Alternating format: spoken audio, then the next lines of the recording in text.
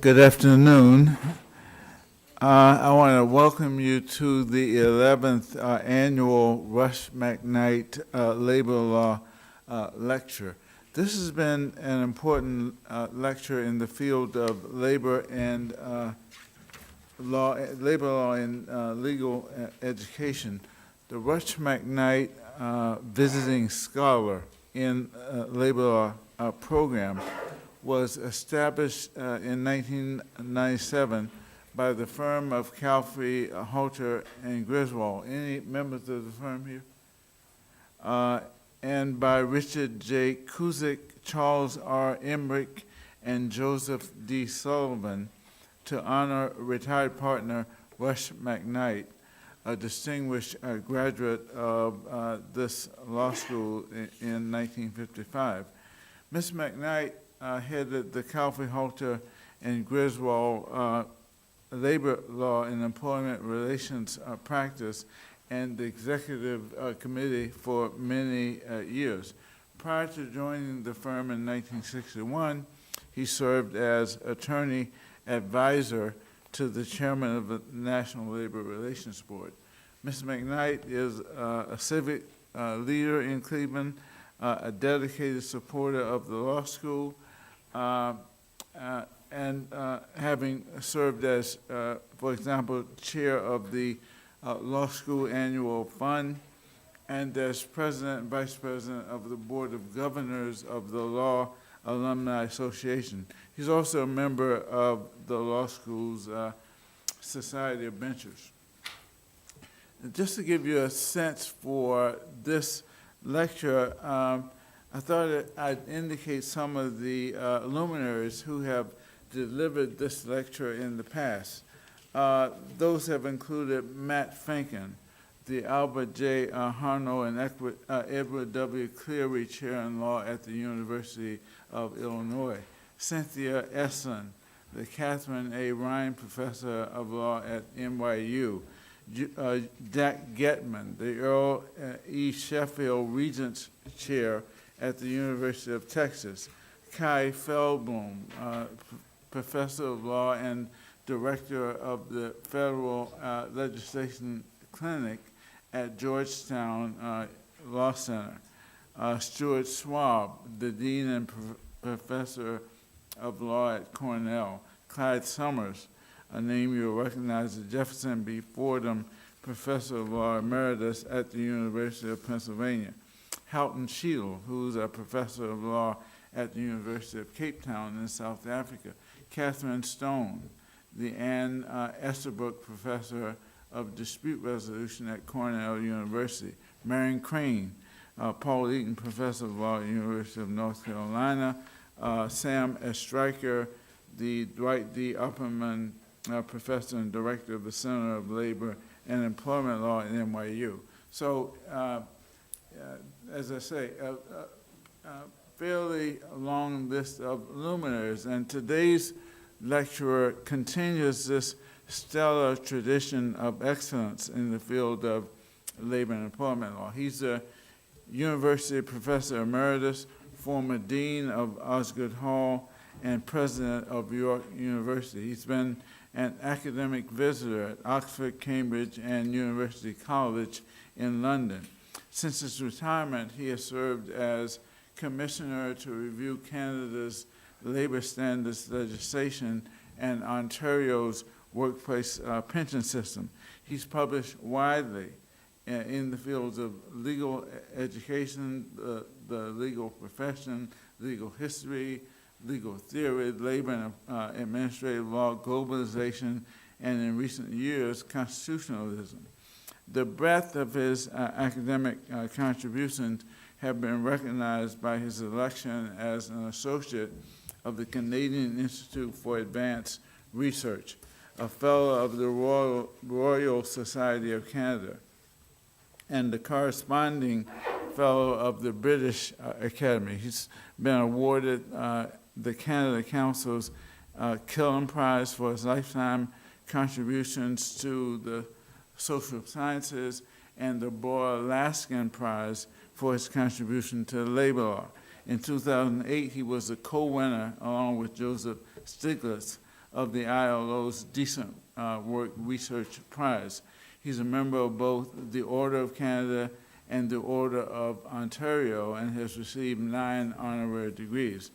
In addition to serving as an arbitrator and mediator in labor disputes, he's conducted inquiries and reviews at Canadian, British, and American universities and has provided advice to governments on issues ranging from higher education policy to constitution to labor and employment law. He's also served as a bencher of the Law Society of Upper Canada, a member of the Economic Council of Canada, and president of the Canadian Civil Liberties Association. And this is the short version of what is obviously a highly distinguished resume. Some labor colleagues and I had the great pleasure of working with him on a recently published text on international labor law where he proved to be an advisor of great insight. So I'm truly delighted to welcome as our 2009 Rush McKnight Lecturer in Labor Law, the Honorable Harry Arthurs, who will talk to us about the mysterious disappearance of labor and labor law. Please join me.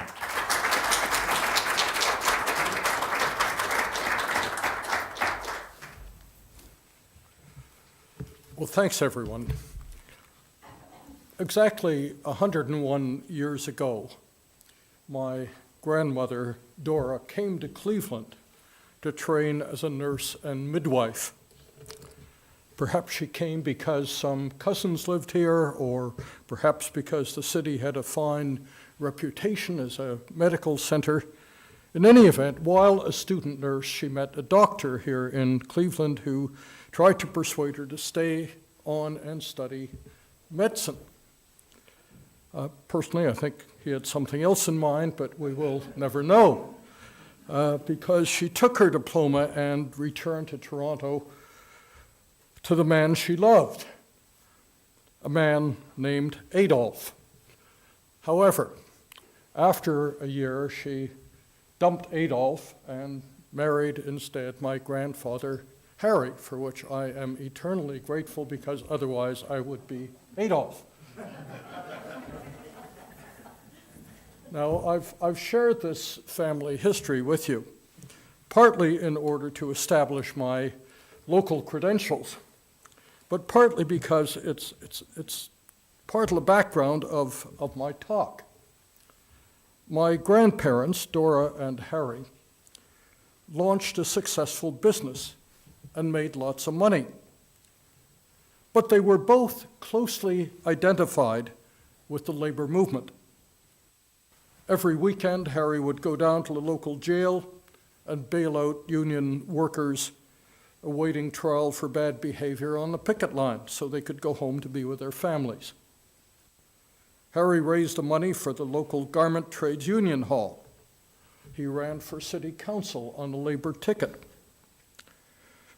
And after he was killed in a car accident, Dora carried on the family tradition.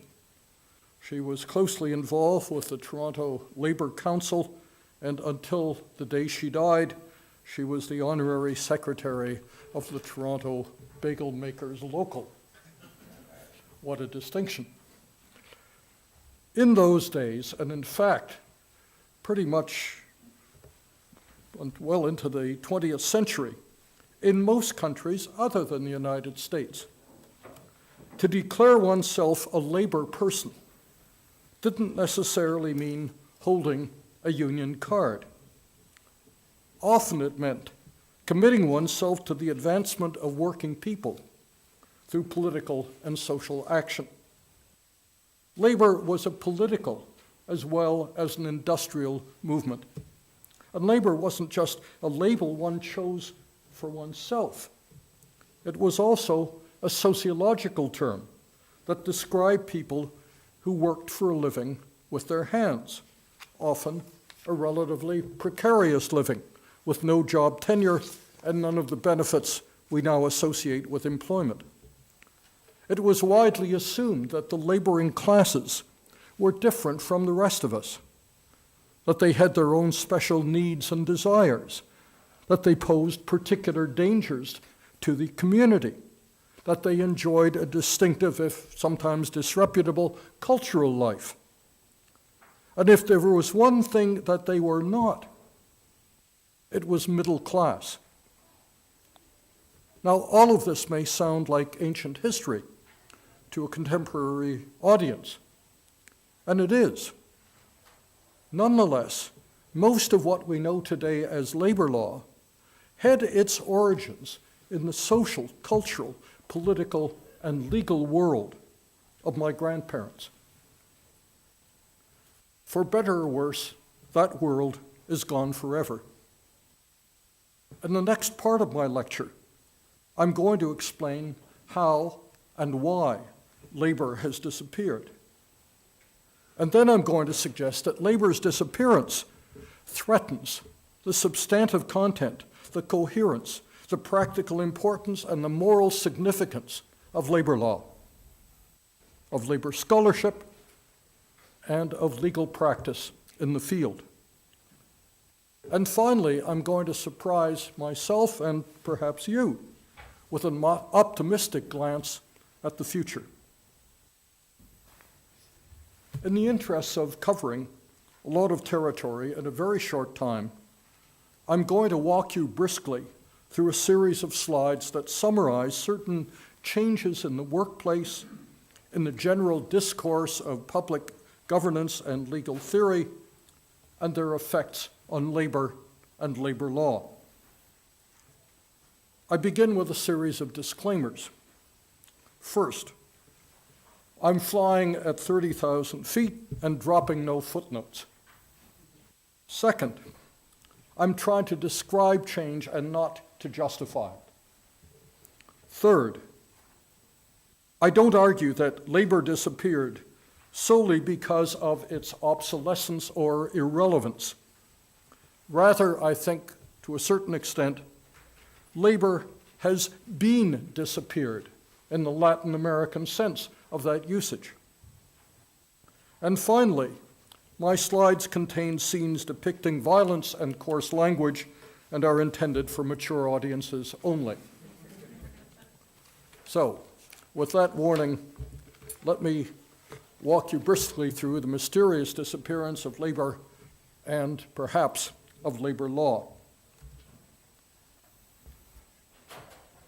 We all know that there have been lots of changes in the way workplaces function and are organized. Here are some of the shifts that have been very influential. We all know about the shift from manufacturing to the service economy, from human power to machine power, from human intelligence to digital intelligence, from concentration of production, where firms make the things they ultimately sell, to extended production chains in which they buy in a great deal of what's ultimately incorporated in their product. And we know, of course, about the shift from local to remote and indeed global management of the enterprise.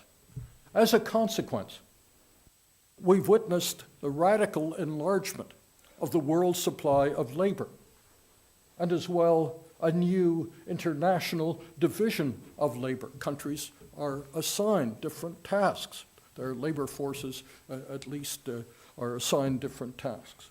There's been a decline in domestic demand in all of the advanced economies for unskilled and semi-skilled labor, and an increase in domestic demand in those countries for knowledge-based and high-skilled labor. And these shifts have had implications for the very existence of what we came to know as labor. They've been associated with a loss of bargaining power for most unions, a loss of solidarity within and amongst unions, concepts such as community of interest, which were used to describe bargaining units now. That community of interest is much more attenuated.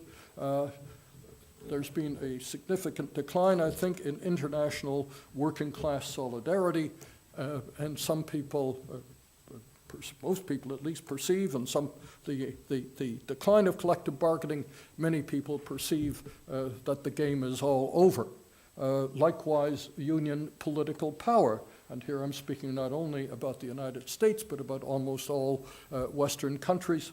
And likewise, the decline of unions' participation in high-level public policy discourse. Now, these shifts in the way work's been organized are paralleled by changes in the population of the workplace and in worker identities and consciousness. We've certainly moved, I think, from relatively homogeneous to highly heterogeneous workplace populations, diversity in the workplace. From the acceptance of discrimination in the workplace, that's how you keep these workplaces homogeneous, to the contestation of that discrimination. It's still there to some extent, but we no longer accept it. We now combat it with legal and other strategies. A shift from working class collective identities to what I call essentialized or individualized identities associated with gender, geography, generation, religion, and so forth. And finally, people now, I think, tend to identify themselves more as consumers than producers. I wear a certain brand of clothing, I support a certain sports team. That's an identity that's much more important to me than the fact that I work, I was about to say in an auto factory, but that just dates me. But a shift, as I say, from being a producer to being a consumer. And that's had a number of consequences. You'll see some of these themes recurring.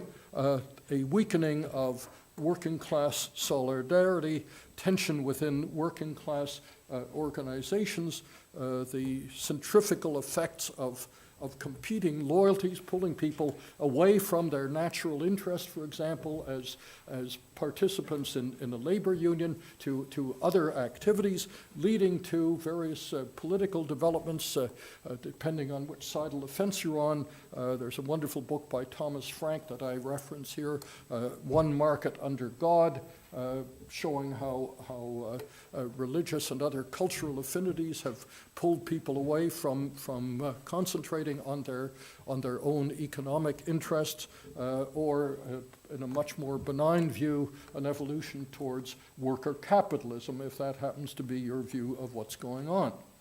And all of this, I think, has substantially undermined the labor-based political coalitions which date back to the New Deal. So these developments, in turn, have had implications, again, for this whole notion of labor. There's been a loss of what I call a category status. That is to say, it isn't the first thing that comes to your mind when you're talking sociology or culture or politics. To talk labor as a collectivity with a presence, that dates you. Labor has significantly disappeared from the media, from academic and professional discourse. It's no longer a subject that occupies headlines as it once did. And going along with these developments, then, a decline, or in some cases what I call a hybridization of professional practice and academic careers in labor law, which is a fancy way of saying it's pretty hard to make a living as a labor lawyer. You've got to find other things to do on the side.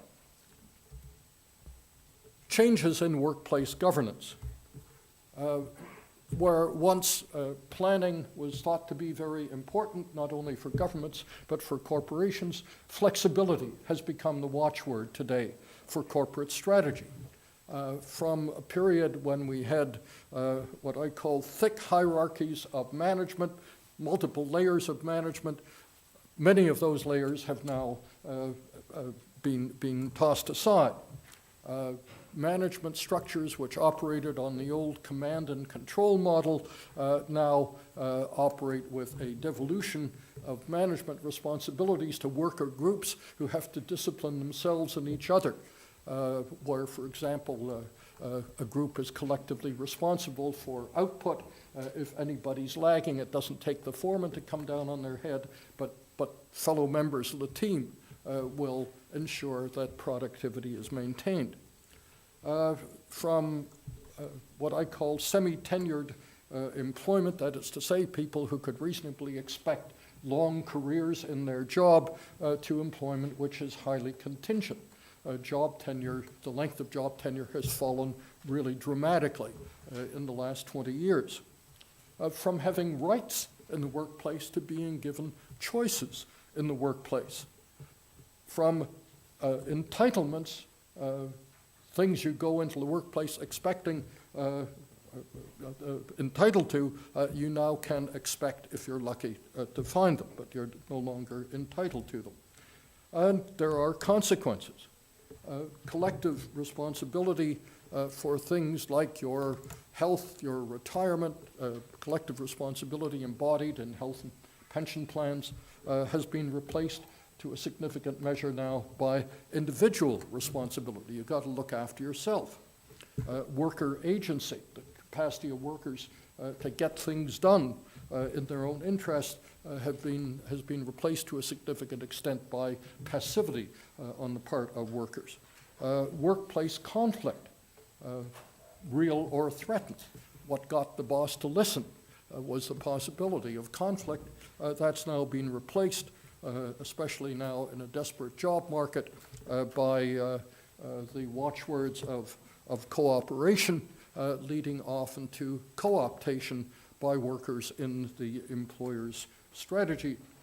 So once again, this notion of labor is impacted by these developments. And look at some of the changes we're displaying here. Changes in terminology. Today, we say the Human Resources Department instead of the Industrial Relations Department. We talk about employment law instead of labor law. That terminology signals, I think, a big change. There's been a change in what I call legal and conceptual logic. Instead of talking about labor as organizing a body of law, we now talk about the old legal categories of tort and contract and constitution and property. Emphasis in teaching in law schools, much more now on teaching individual employment law than on the old collective labor law. And in professional practice, an emphasis on vindicating the rights of individuals rather than using labor law to promote the collective mobilization of workers. Finally, then, a few words about public governance and legal discourse. It seems to me, generally speaking, that we've moved a long way from the time when we used to talk about justice and politics in our general discourse, to the present when we talk much more about efficiency and economics. That's certainly true in academic circles. I think it's true if you read newspaper editorials. I think it's become a new part of our consciousness that efficiency, economic considerations trump considerations of justice. We've moved from having purely national regulatory systems to having systems which are either transnational or subnational, that is to say, from federal to state, or from the nation up to transnational agencies. Many people know, for example, that the World Trade Organization has been nominated as one of the best ways to look after labor's interests in the context of globalized economy. Strategies of regulation have changed. From command and control to new systems of indirect regulation. That is to say, you give people incentives to behave rather than tell them that if they don't behave, they will be punished or made to pay damages. From public governance to various forms of hybrid public and private governance. Those of you who are lawyers will know, for example, about the shift in the enforcement of many regimes of workplace regulation away from public agencies to private arbitration.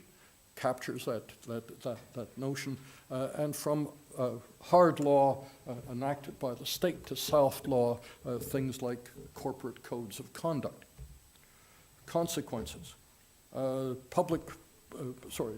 Domains of public policy, which were based on the old discourse, have disappeared. Along with them have gone the moral imperatives and legal logics and the institutional forms associated with those old policy domains, and new domains emerge with their own distinctive imperatives and logics and institutions, which are shaped largely by fiscal, by economic, by trade, by security, by human rights concerns, but no longer, I think, primarily by concerns for working people as such. Consequences for the notion of labor. I've tracked the disappearance of labor departments in many, many governments, both across America and around the world. Their previous functions are now absorbed into departments of trade or industry or economics, or shunted off to welfare-related departments. Labor vanishes from the executive and legislative agenda. You will all know the last time the National Labor Relations Act National Labor Relations Act was amended essentially, 2-3 generations ago. All attempts to amend it, at least up to the present, in the interim, have been unsuccessful. Labor law policy and law, therefore, have not been modernized, and many labor scholars have sought other outlets for their work. So, to sum up the narrative I've just offered you in much too much of a hurry, virtually all of the social, cultural, political, economic, and legal foundations of labor law have been radically compromised. As a result, labor law will have to be pretty much rebuilt from the ground up. Let me offer you a few examples. Workplace solidarity is much more difficult to achieve if you have to bring together workers who are physically remote from each other, who speak different languages, have different ethnicities, work under different corporate structures, and are regulated by different legal systems. Think again anachronistically of the automobile industry today, its dispersal around the world, but particularly across North America. Compare that with the auto industry organized by the UAW in the 30s. In that new context, structures such as bargaining units based on community of interest and strategies such as concerted action to promote those interests, they have become much more difficult to sustain.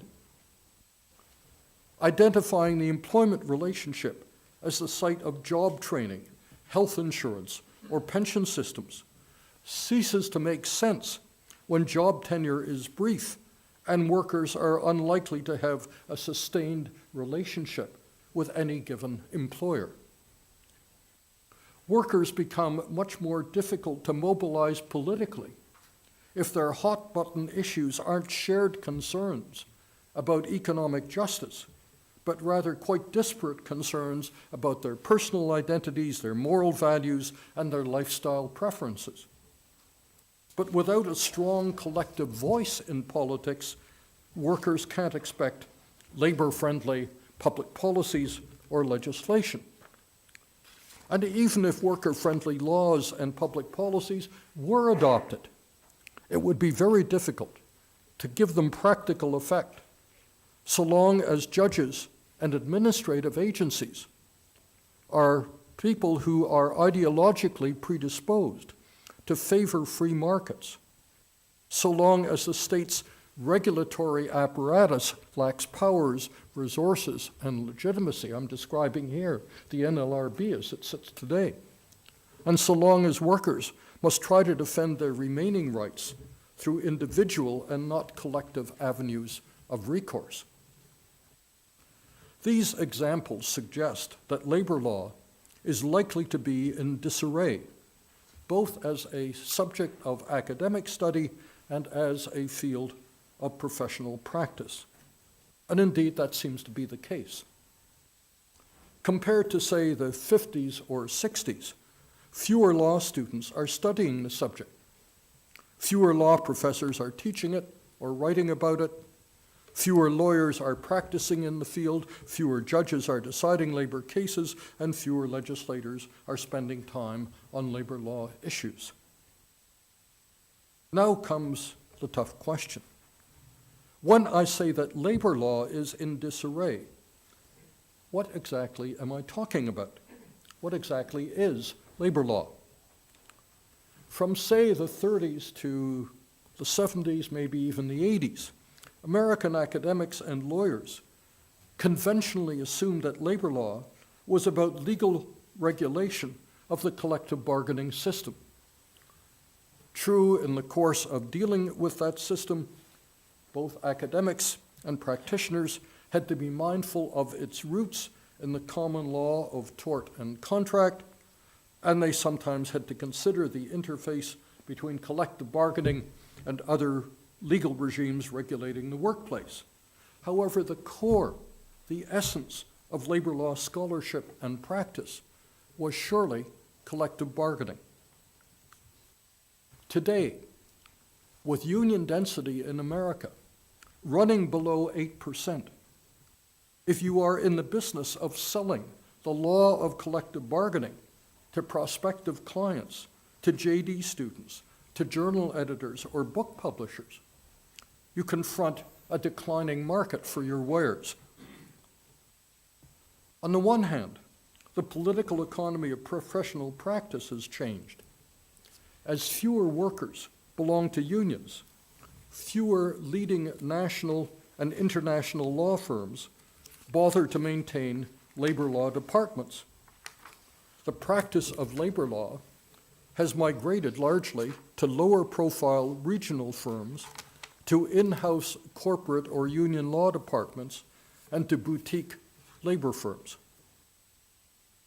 On the other side, collective bargaining has largely ceased to impinge on the consciousness of most law students, or for that matter, many younger lawyers and law teachers. They probably won't have studied industrial relations or labor history in college.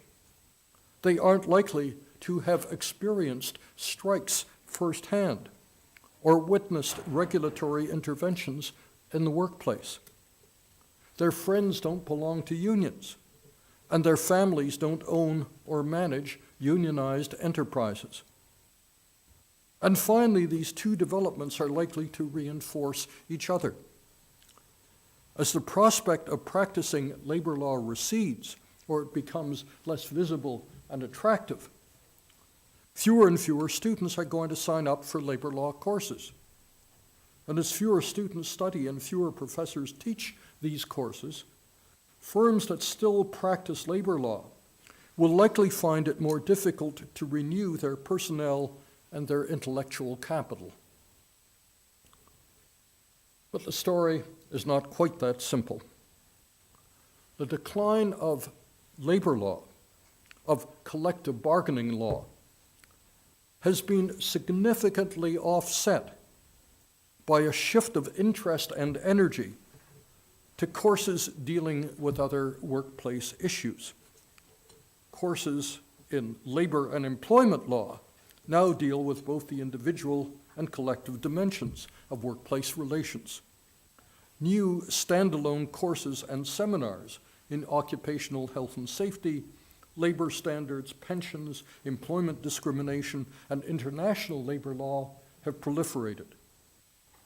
Sports law and entertainment law have found a prominent place in the curriculum of many law schools, ensuring that privileged workers in these fields receive the special attention that their wealth and celebrity have earned them. The people who teach these specialized courses have, of course, been writing and publishing about their specialties. And I'd hazard a guess that these new domains of knowledge constitute a significant part of what most practicing labor lawyers need to know today to serve their clients. If that's so, if labor law is no longer just about collective bargaining, if it's reinvented itself as an array of legal regimes addressing a variety of workplace issues, then I've answered my own question. The disappearance of labor has not, in fact, led to the disappearance of labor law. But as you will have guessed from the fact that I'm only partway through my allotted hour, I have more to say on the subject. The problem's this. What used to give labor law its uniqueness, its intellectual coherence, its policy logic, its moral claim to our attention, was the notion that there is something unique about relations between workers and employers. An employment contract, labor lawyers believed, is not the same as a contract for the sale of land or lumber. Collective action in labor markets is not the same as collective action in other markets.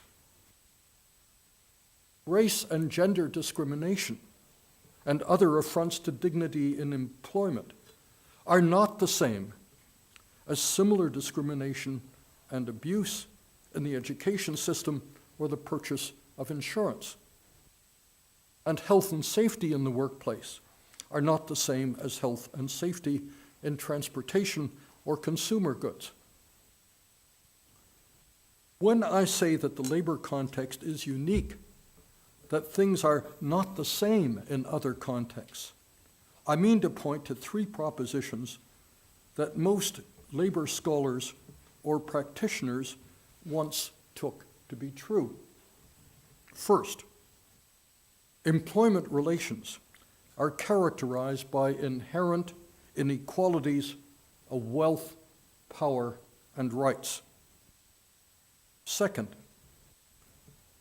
inequality affects those relations in every dimension: contracts and collective action, discrimination and dignity, health and safety. And third, the mission of labor law, for better or worse, is to eradicate or to alleviate, or if you represent employers, at least to legitimate the consequences of this inequality. I think it would be fair to say then that unlike many other academic subjects and domains of practice, labor law, the old labor law, had a moral mission. At very least, it involved a debate over a moral question. Labor law wasn't just about distributing loss like torts or enforcing obligations like contracts or ensuring that government agencies lived within their mandates like administrative law. It was fundamentally and centrally about correcting the inequality and remedying the injustice that is characteristic of labor markets and of the legal regimes that traditionally regulated them. Under the old labor law, of course, lawyers disagreed about the causes and cures of inequality, about how its different manifestations compound or cancel out each other, or about the extent to which other values ought to take precedence over this focus on inequality. Management lawyers accepted that inequality exists in the workplace, but maintained that far from being problematic, it was the inevitable and appropriate result of the workings of free labor markets in a dynamic economy. Union lawyers, on the other hand, argued that inequality was morally wrong, that it diminished people's rights as citizens, and that it ought to be eliminated whether by enabling workers to exert countervailing power or by using the state's authority to prevent exploitation. Under the new labor law, things have got more complicated. Now some lawyers accept the traditional labor law diagnosis of workplace inequality, but reject the legal responses of the old labor law in favor of new remedies. These new remedies tend not to involve specialized labor legislation, doctrines, or agencies, but rather general constitutional or common law principles, or even soft law, I've mentioned before, such as corporate codes of conduct. And most importantly, more and more academics and practitioners see workplace inequality as merely a special instance of a larger category of social inequality, based not on class, not on the status of labor, but on race, disability, age, or gender. Fix that larger category, they argue, and the smaller category of the workplace will be fixed as well. These are all interesting and valid perspectives. I wouldn't want to discourage any of them. But they've had three important consequences. First, they've interrupted the moral debate posed by the unique characteristics of the employment relationship, a debate that lay at the heart of labor law. Second, they've bypassed the distinctive ideas, institutions, and processes by which that debate was translated into legal outcomes. Ideas, institutions, and processes that, as it happens, were also being simultaneously attacked by opponents of collective bargaining and other forms of labor market regulation. And third, they've expanded but also divided and diluted the so-called discursive community of labor lawyers, the people that talk to each other about labor law. Now, instead of being a labor lawyer, one is an academic or practicing specialist in Title VII or OSHA or pensions or sexual harassment. These are crucially important issues for workers, for employers, and for the community at large, but they are driven by different narratives. They are debated in different forums. They are defined by different concepts and determined according to different public policy considerations than the old labor law. In short, labor law is experiencing difficulty, not just because labor, its real-life social referent, is disappearing or is being disappeared. Labor law is in trouble as well because of powerful centrifugal forces operating within the intellectual and professional field of labor law itself. And now I want to make a third point about the possible disappearance of labor law. Unlike many other fields of law which academics teach and lawyers practice, labor law wasn't organized primarily around a set of legal concepts or doctrines.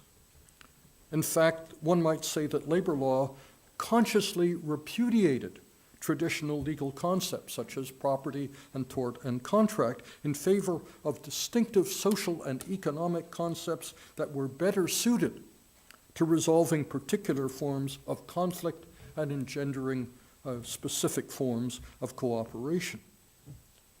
Consequently, when labor law was first invented as an academic discipline and field of practice in the 1930s, it was particularly susceptible to two influences. The first of these influences was political.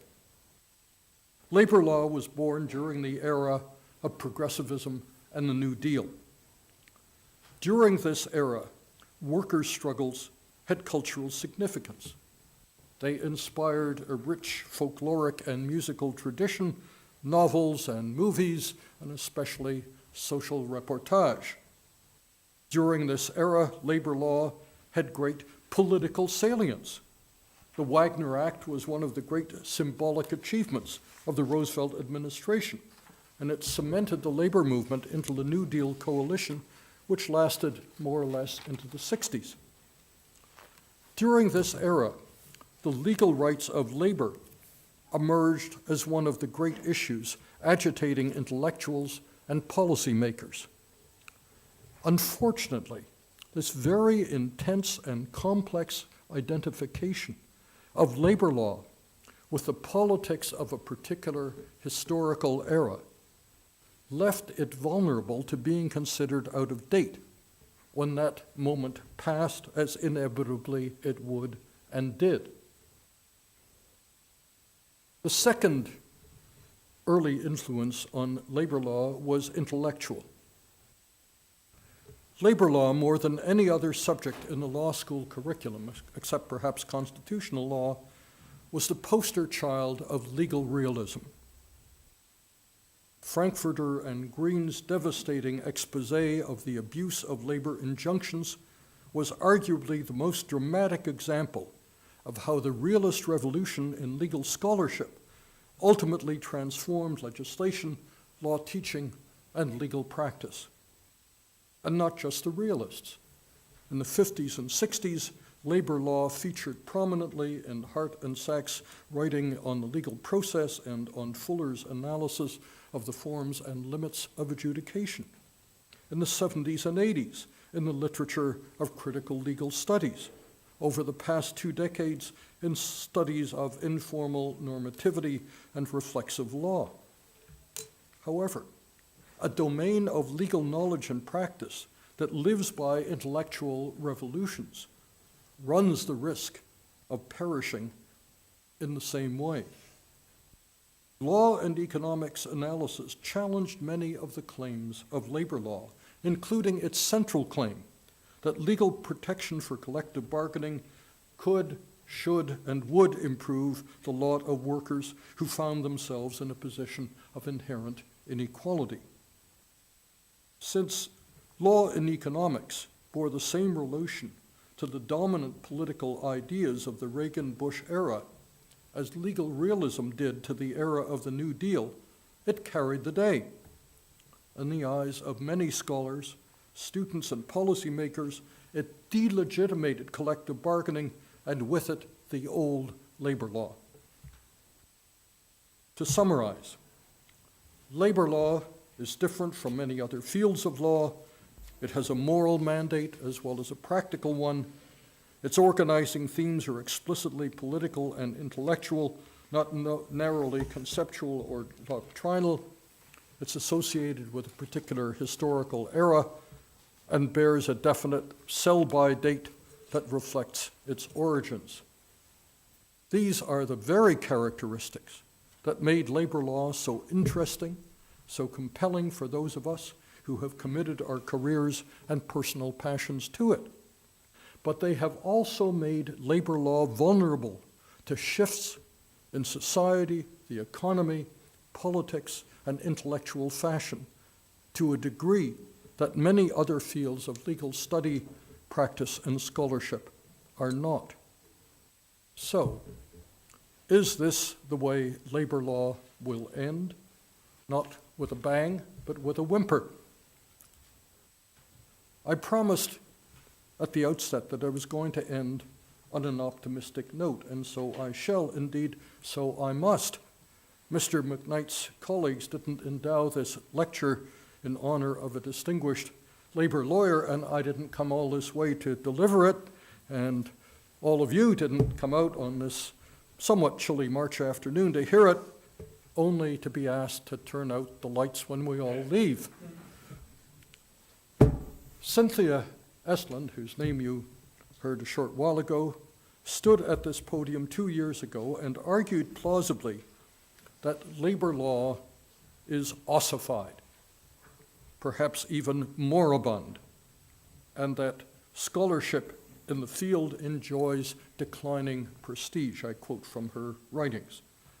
Nonetheless, she argued in her 2007 Rush McKnight lecture that by putting law to work, worker participation in workplace governance might be made to rise from the dead. Jack Getman, the 2006 lecture, asked whether blame for the decline of unions can be laid at the feet of labor law. His answer, as I understand it, is that it could, that labor law has failed the collective bargaining system, and that only significant legal reforms can arrest or reverse its decline. My diagnosis and my prescription differ a little from theirs.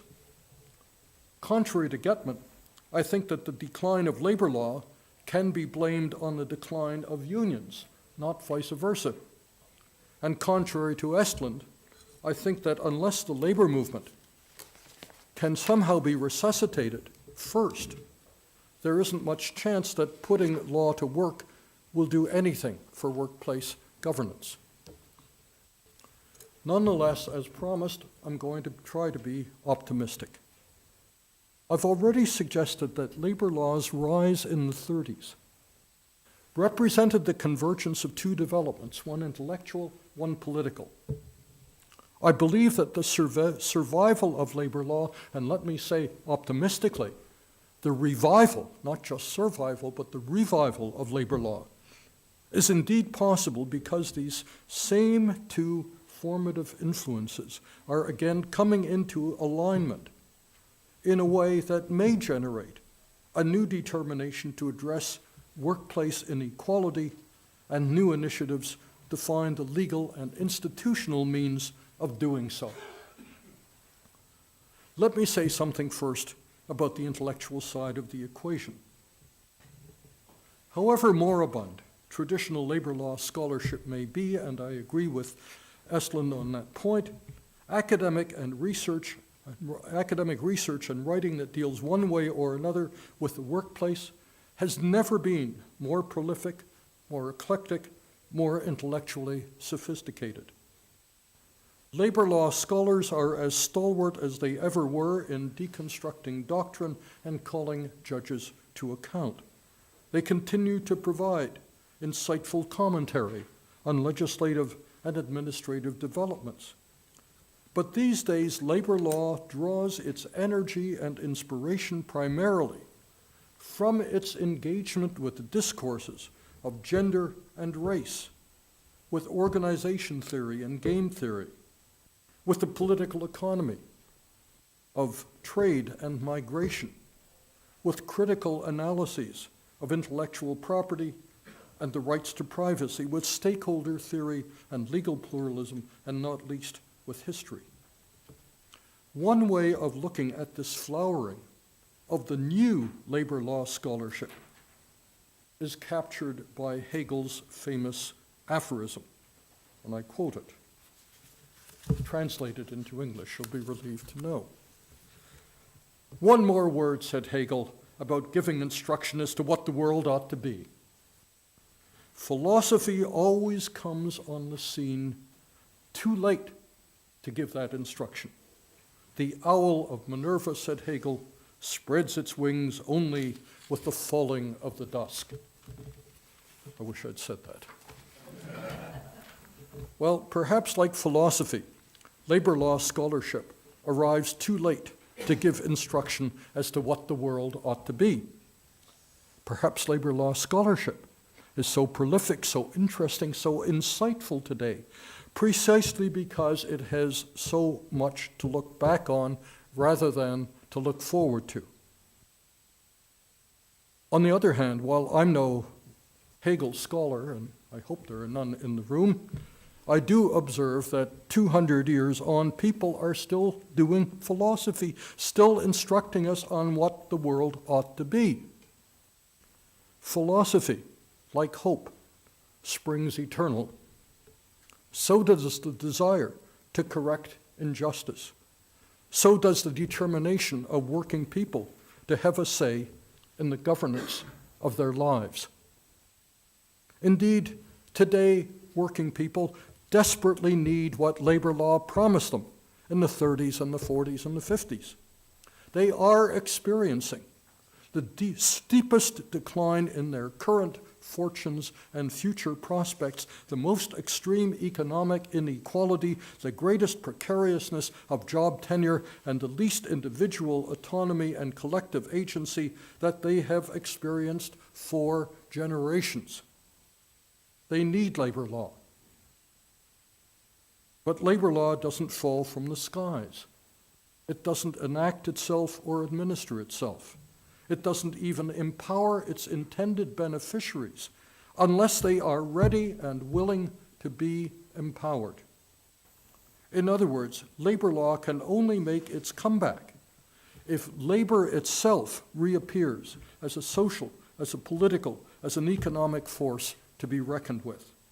If it does, if workers are determined to say, yes, we can, as they did in the 30s, then we will know that the time has arrived for us to begin designing new structures of labor law. Which of course brings me to politics, the other vital influence in the development of labor law. Only time will tell to what extent President Obama's inauguration was a cause or an effect of a radical disjuncture in American politics. However, it's certainly clear that politics in America have changed, that we are living in a period of momentous and disconcerting events. The collapse of many of our most respected corporations and of markets for goods, services, and credit. The discrediting of long-held beliefs about the potential of those markets to correct themselves, about the nature of corporate governance, about the ability of the present system to deliver on its promises to shareholders, to consumers, and to workers. We are clearly thinking seriously again about the need for regulation, about the corrosive effects of inequality on public interests and private lives, about the disregard for rights and the abuse of privilege, and ultimately about where power should reside and how it should be used. Whoever was inaugurated at the end of January, I suspect, would have to come to grips with these questions. President Obama, it seems to me, in the early stages, seems quite determined to do so. What does all this portend for labor and for labor law? For guidance, we might look with profit to Daniel Rogers' wonderful book, I don't know if any of you know it, called Atlantic Crossings.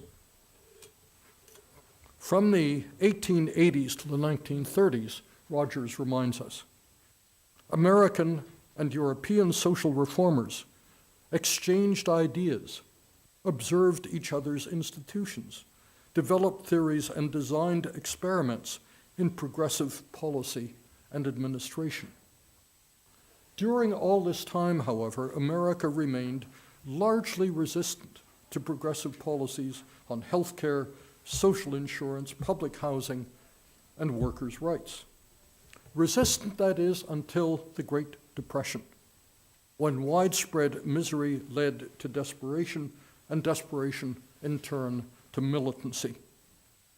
And militancy suddenly made all conventional wisdom seem foolish. All traditional approaches seem futile. That was the moment Roosevelt seized when he introduced that blizzard of progressive legislation and executive innovation he called the New Deal. And now Rogers' point.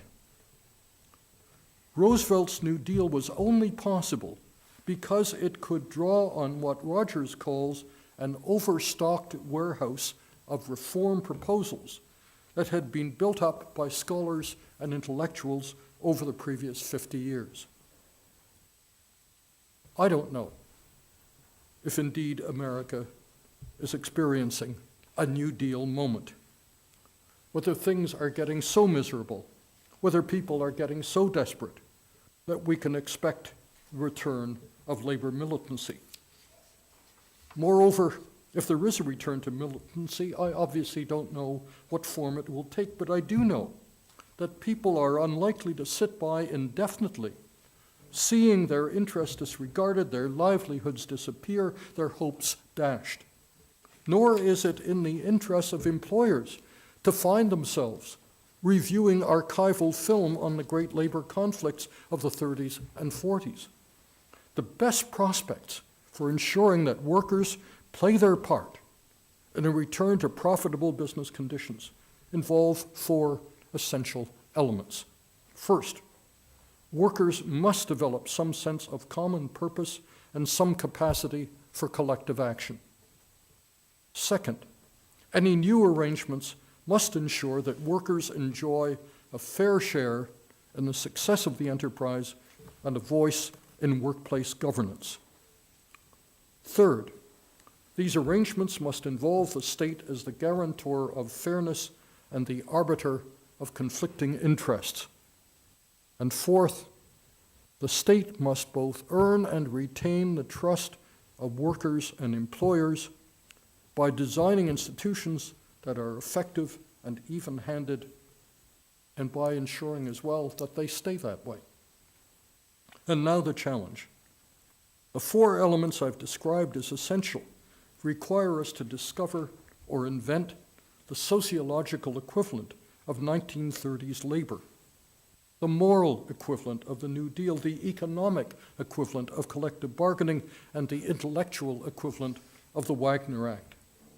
But the originals of all of these have, for better or worse, disappeared, fallen into disrepair, or suffered disrepute.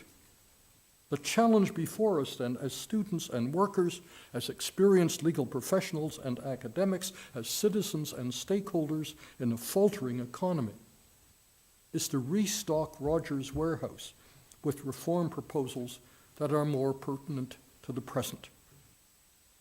The challenge is clear, the essentials are obvious, and the chance to build a new system of labor law is better than it has been for decades.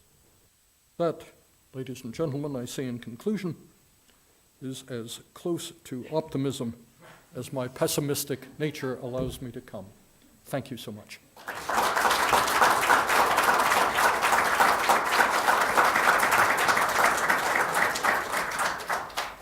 Thank you, Harry, for that eminently thoughtful presentation about our present predicament and the implications for those of us who are interested in this field. We have time for one or two questions before we adjourn to the reception. So if you have questions, please indicate so. Yeah. Do you see any areas besides, say, service industry or government or healthcare that now lends itself to an organized labor effort? Because given a more global economy, it seems that if anyone in a manufacturing, we'll say, in the manufacturing sector wanted to open a plant in North America, and there was the concern of an organized labor effort, they'll just go elsewhere. I think a lot depends on whether you spell organized labor with capital or small letters. Organized labor, as we have known it up to now, and there are some clear exceptions to this, has not proved capable of finding organizational strategies to encompass people outside of a limited range of employment sectors. That's clear. It's also clear that elements of the trade union movement, which up to now have not been what you would call leading elements, are experimenting with new organizational strategies, new sets of objectives. I won't attempt to go into all of them, but many of them involve collaborating with forces within communities as opposed to simply individual workplaces, and finding common cause on a whole variety of topics ranging from living wage adopted through municipal ordinances in a number of cities, right through to conventional workplace organizing, but on a sectoral basis, for example, in various service industries. A huge amount of experimentation is going to be necessary to find forms of organization that make sense in the contemporary economy. Some of those, by the way, may have to cross national boundaries, and there's experimentation going on in that respect as well. But the notion that you can organize in a specific workplace, that that's the conventional unit of organization, in an economy where those workplaces are constantly dissolving and being reconstituted, that's a non-starter. So I can't answer your question, but I think we can begin to tick off a bunch of boxes of what needs to be done if there is to be some resurgence of organization. Well, I think that was an overarching kind of question, so maybe we'll end it there. I do want to present Harry with just a token of our appreciation for his work today. If I can get it open. What do we, stick with the token and I'll open it after. Here we go. No, I want to read this, which is significant. It says, Case Western Reserve University School of Law, January 28th, which was the original date. Harry Arthur's Rush McKnight Labor Law Lecture. So we thank you for your appearance here and your work here. And we also have a tote bag and some goodies for you to take away with you. Thank you so much, Harry. We